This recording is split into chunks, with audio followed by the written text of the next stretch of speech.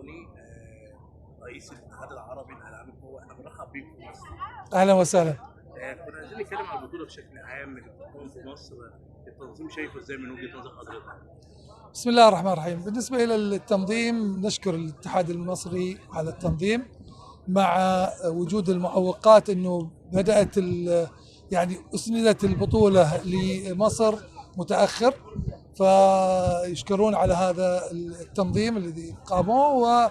وكل البطولات فيها سلبيات وإيجابيات، ولكن الحمد لله إيجابيات البطولة كانت يعني أكثر بكثير من السلبيات. وأنا أشكر أيضا وزارة الرياضة ممثلة بالوزير الدكتور أشرف صبحي على حفاوته ورعايته لهذه البطولة ووجوده في الافتتاح. فالحمد لله. والآن عندنا يعني 11 دولة، كنا نتمنى أن تكون عدد أكبر من الدول العربية، ولكن الحمد لله رب العالمين. بشكل عام 13 دوله بيشاركوا في البطوله، ايه المنتخبات اللي عجبت حضرتك خلال منافسات البطوله؟ والله شوف، كل المنتخبات تعجبني، أنا ما يهمني النتيجة، يهمني المشاركة. أكيد في مثلا المغرب، البحرين، مصر، الجزائر، كل هذه الدول يعني استعدت استعداد جيد وعندها تاريخ. أيضا دخول المملكة العربية السعودية كأول مشاركة فعلية وبطولة يحصلون على المركز الثالث، فهذه تشجيع للبطلات كبداية. فالحمد لله. نتمنى أن يكون هناك تنوع أكثر، لأنه التنافس الجيد يكون فيه أكثر من دولة، ما تحتكر دولة على دولة أخرى. فالحمد لله يعني مصر أحرزت ميداليات في كل الدرجات والإناث والذكور.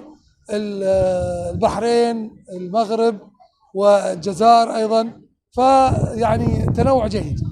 بنتكلم حضرتك بشكل خاص على مصر، وزير الشباب والرياضه الدكتور اشرف صبحي، ايه رايك في استضافه مصر العديد من البطولات؟ هل مصر قادره على تنظيم اولمبياد 2030؟ والله مصر قادرة تعمل أي شيء، يعني 2030 أو 34 أو يعني مصر عندها مقومات النجاح، منشآت ما شاء الله، وهمة الشعب هو الأهم يعني. فممكن إذا منشآت ما شاء الله وهمة الشعب هو الأهم يعني. فممكن إذا أسندت لهم أكيد يعني الملف هذا، ممكن بطولات اللي تقام ممكن تدعم هذا الملف وبسهولة. ممكن يعني أم الدنيا، أنا ما أقدر أقول فيها أي حاجة. العقول، القوات يعني القوى البشرية موجودة، زي ما يقولون البنى التحتية أيضا موجودة، ممكن أنها تتعدل خلال الفترة الجاية، ممكن أنها يعني تزيد وتكون أفضل يعني.